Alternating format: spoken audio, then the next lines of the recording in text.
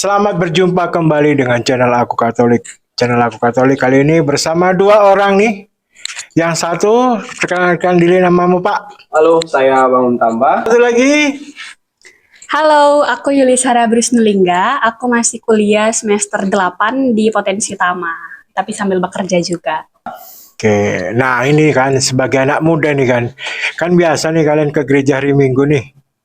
Ya kan? Sebetulnya kalau ke gereja hari Minggu tuh apa yang kalian cari nih? Yuli dulu. Kayaknya yang laki-laki dulu deh, Pak. Oh, laki-laki dulu ya. Oke, Pak tambah dulu. Apa yang sebetulnya kalian cari? Oke, yang saya cari dalam mengikuti perayaan Ekaristi adalah kedamaian. Kenapa kedamaian? Karena hanya di gereja yang bisa merasakan atmosfer damai dalam hati, berjumpa dengan orang banyak tapi hening. Begitu kira-kira. Oke, sekarang Yuli. Apa Dek Yuli? Nak Yuli. Yang dicari ke gereja, Pak. Mm-mm. Sebenarnya kalau dibilang cari firman Tuhan, di rumah juga bisa baca Alkitab ya. Ya. Cuman nggak ada yang khotbahin, Pak. Oke. Kalau ke gereja jadinya dengerin khotbah pastor. Terkadang kan khotbah pastor juga pas ke dalam kehidupan kita sehari-hari. Ya. Itu sih, Pak, yang paling utamanya. Sampingnya belakangan. Oke. Nah, kalau yang lalu saya sudah membahas sama Pak Tambah tentang apa tuh? War kursi. War kursi ya, war kursi. Sekarang kita akan meranking gereja di Kota Medan nih. Ya kan? Tapi jangan tersinggung ya nih Bapak Uskup ya, jangan tersinggung Bapak Uskup. Ini kami sebagai anak muda nih mau meranking nih di mana gereja yang paling nyaman menurut kalian berdua. Dari 1 sampai 3. Dari 3 dulu atau dari 1 dulu? Terserah dari 3 Oke. dulu. Kalau saya dari 3 itu di gereja Paroki Katedral Medan. Nah, kenapa Paroki Katedral Medan? Salah satu simbol Katolik yang ada di Keuskupan Agung Medan, dan tempatnya estetik. Walaupun masih ada yang lebih estetik, tapi untuk katedral saya rasa kalau pernah kalian perhatikan awan-awan yang di atas altar itu memang sangat kagum melihatnya. Dan juga suasana di sana itu hening, tempat duduk tidak terlalu banyak. Jadi orang di sana itu menurut saya orang-orang yang orang-orang yang terpilih bisa ikut merayakan Ekaristi. Kenapa? Melihat kursi yang tidak terlalu banyak, dan itu menjadi salah satu membuat lebih damai atau lebih hening pada saat perayaan Ekaristi. Nah, itu untuk nomor 3. Langsung nih Pak, nomor 2. Iya, langsung. Nah, untuk nomor 2, Paroki Hayamuruk. Nah, gereja Paroki Hayamuruk. Nah, kalau di sana itu di samping gerejanya megah, balik lagi kalau kita perhatikan altar, khususnya di depan, mulai dari salib yang di depan itu memang sangat-sangat indah. Di samping ada di sebelah kanan Bunda Maria dengan ikon-ikon yang lainnya. Itu salah satu membuat pertama kita masuk ke gereja itu sangat mempesona. Di samping kalau kita misa di Hayamuruk, khususnya di hari Minggu, banyak kaum-kaum muda kita jumpa. Apalagi misa sore, sesama kaum muda misa jam 5 kalau nggak salah ya. Misa jam 5 itu banyak kaum-kaum muda. Jadi sangat baik untuk para kaum muda mencari jodoh. Pada saat kan mana tahu jumpa di parkiran gitu kan, bisa. Itu misalnya. Oke. Tapi pada intinya tetap kedamaian atau kekusyutan yang kita dapatkan kalau di gereja Hayamuruk. Ada sedikit kurangnya memang. Kurangnya terlalu banyak tembok-tembok untuk space-nya, Pak. Jadi apabila nih kan terhalang kita memandang altar ke depan. Kadang kalau kita udah telat, pas kita dapat kursinya dekat tembok, jadi kadang menghadap tembok. Ya, jadi kadang kalau misal gini gitu ya kan, ini temboknya gini. Nah, untuk yang pertama saya memilih Geraha Velangkani. Nah, Geraha Velangkani ini sangat spesial bagi saya, Pak. Di samping spesialnya bukan berarti pernah nembak perempuan, enggak sih. Tapi spesialnya Geraha Velangkani ini terkabul di situ doang. ya banyak banyak momen di Geraha Velangkan ini. Di samping arsitektur gerejanya yang sangat luar biasa, bangunannya yang sangat mempesona, apalagi malam-malam asli, gak ada obat. Kalian harus mengunjungi teman-teman yang ada di Pulau Jawa, dari Sabang sampai Merauke, kalian harus mengunjungi gereja Geraha Velangkani.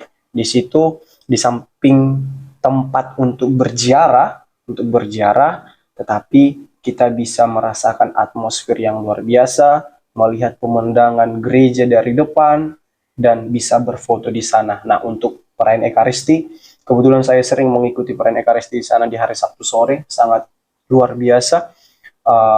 Kedamaian hati, mengikuti perayaan Ekaristi itu sangat dapat.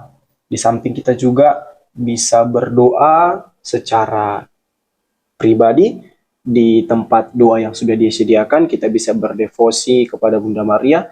Itu salah satu yang saya rasa dan yang sangat saya sukai. Setiap saya ke Velangkani, di samping mengambil air suci, saya juga terbiasa dengan berdoa. Itu, Pak. Oke. Untuk Yuli nih, ayo. Mungkin sudah kelamaan ya capek dengerin Pak Tamba ini ya kan. Tapi untuk Yuli yuk. Tapi aku juga sambil mikir-mikir Pak, apa alasannya ya? Ya, nggak apa-apa, langsung aja. Oke. Yang ketiga itu Velangkani. Harusnya biasanya orang milihnya itu jadi yang pertama ya Pak. Cuman karena aku jarang misa di Velangkani, jadi aku pilihnya yang ketiga. Ya. Lalu yang nomor Tunggu, alasannya kenapa? alasannya ya pasti karena arsitekturnya bagus Pak. Banyak cowok di situ yang kunjungan. Banyak anak muda Oh, gitu banyak anak muda, Pak. Banyak oke. anak muda, suster-suster pun juga banyak yang gereja di sana. Ya. Lalu yang kedua aku pilih gereja Paroki Santo Fransiskus Asisi Padang Bulan. Karena udah Bapak Pasar udah, 6 itu ya? Iya, Bapak Oh, udah ya, pernah belum datang ke gereja itu Memang- setelah renovasi altarnya? Oh belum, dulu memang dingin di situ ya. Ini justru arsitekturnya itu lebih bagus Pak. Sekarang Nggak ini pakai setelah batu bata. Iya, di altarnya itu Oh. bahkan ada cahaya-cahaya lampu. Jadi kayak mata itu sebagai anak muda melihat keestetikan Pinterest itu ada di situ gitu Pak.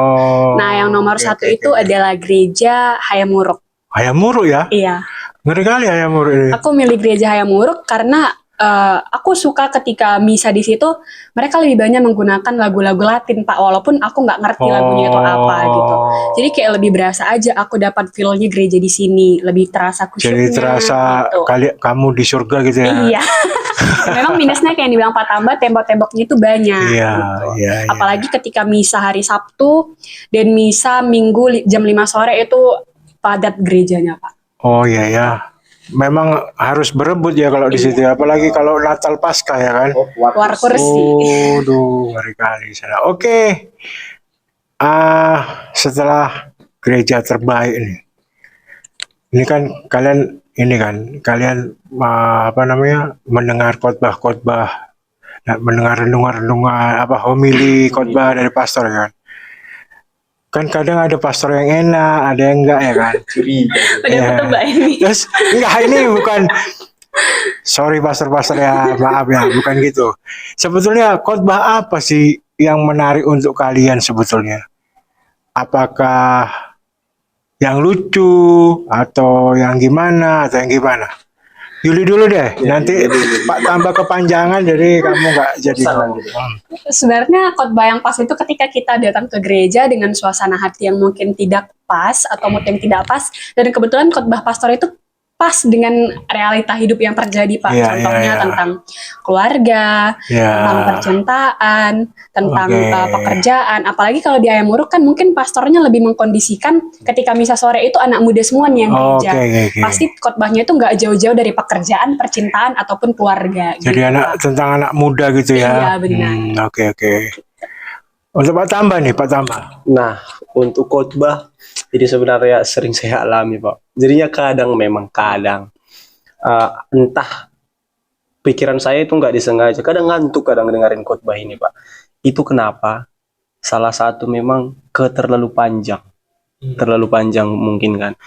Karena pernah saya dengar juga mendiang Paus Fransiskus itu sudah menyampaikan bahwasanya khotbah itu kalau nggak salah 10 atau 15 menit ya? 10 menit. 10 menit sudah disampaikannya bahwasanya para imam itu kalau bisa diusahakan berkhotbah 10 menit. Nah, menurut saya khotbah itu enak saya dengar itu ketika pastornya bisa membawa suasana para umat girang seperti itu. Ada tipikal pastor yang mungkin nggak ada interaksi. Ada tipikal pastor juga yang interaksi, yang dia harus turun dari altar, dia minta mic. Nah, itu salah satu saya rasa yang sangat menyenangkan.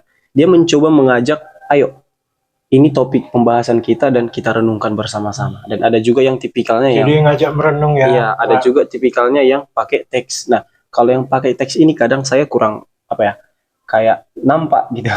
Kadang kan Dia membaca. iya, membaca, tapi ya balik lagi kan mungkin ingatan seseorang ya tidak bisa kita samakan. Nah, kalau membaca ini kurang menarik bagi saya. Kadang pas di part-part tertentu kita udah serius mendengarkan, pas beliau membaca itu akan berubah mood dia menyampaikan dan cara dia menyampaikan. Itu juga rasanya dapat ke kita. Nah, itu memang yang salah satu sering saya perhatikan. Tapi pada intinya khotbah itu semua baik dan sangat-sangat kita butuhkan untuk renungkan dengan pribadi masing-masing. Intinya bagaimana kita mendalami dan bagaimana kita mengamininya. Oh, Itu. baik, terima kasih tadi perbincangan kita tentang gereja dan khotbah. Tapi sebetulnya yang terpenting ketika kita hadir ke misa adalah bahwa kita ingin bertemu langsung dengan Tuhan. Nggak peduli di mana gerejanya, nggak peduli siapa yang khotbah, yang jelas hati kita harus siap menerima Tuhan. Setuju nggak? Setuju, Setuju. Bang. Oke. Nah, sampai jumpa di channel Aku Katolik mendatang. Kritik dan saran tetap kami terima, tapi ini bukan untuk menjelek-jelekkan ya. Atau mendiskriminasi. Iya, ini cuman curahan hati kami sebagai umat Katolik. Terima kasih, sampai jumpa. Bye.